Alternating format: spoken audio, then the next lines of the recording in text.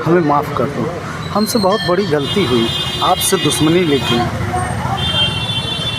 और इस बार बाबूजी फसल नहीं हुआ बारिश की वजह से, बच्चे सब भूखे मर रहे हैं। कुछ पैसा दे देते तो हमारा गुजारा हो जाता।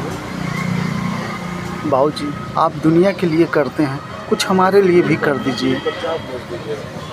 और आपको हमारे ऊपर ना यकीन हो तो कुछ जेवरात है मेरे पास, उसको ले लीजिए और कुछ खाने के लिए पैसे दे दीजिए।